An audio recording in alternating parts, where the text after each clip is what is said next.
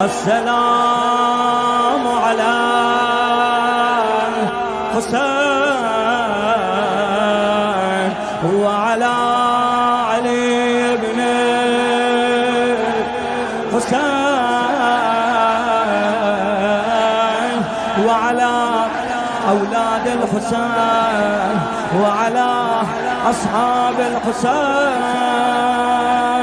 يا حسين.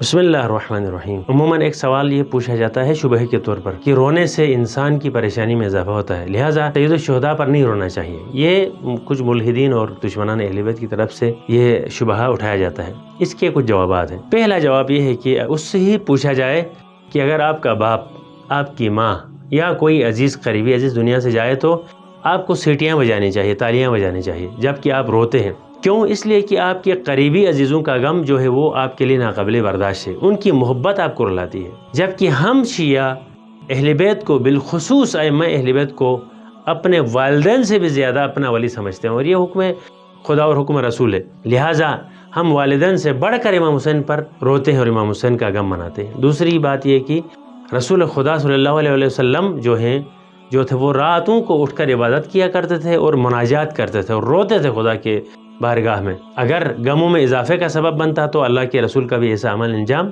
نہ دیتے. تیسری بات یہ ہے کہ بہت سارے نوحہ خان، مداحان، عزادار جو ہیں وہ اربعین کے دنوں میں، محرم کے دنوں میں لاکھوں لوگ پیدل چلتے ہوئے نجف سے کربلا تک روتے ہوئے جاتے ہیں. اگر رونا ان کی پریشانی کا سبب بنتا تو وہ دوائیاں لیتے، وہ رونا بند کر دیتے یا مختلف طریقوں سے اپنا آپ کو ہلکا کرنے کی کوشش کرتے، جبکہ ایسا نہیں ہے. ہاں، ایک فارمولہ یہ ہے کہ ہر رونا جو ہے وہ غمگین بھی نہیں بناتا اور ہر ہنسنا انسان کو خوش بھی نہیں رکھتا. وہ رونا جو اللہ کے لیے ہو اور اللہ کے خوف سے ہو اور اللہ کے اولیاء کے لیے ہو، وہ رونا انسان کو نہ فقط غمگین نہیں کرتا بلکہ اس کی روح کو بھی قوی اور مضبوط بناتا ہے.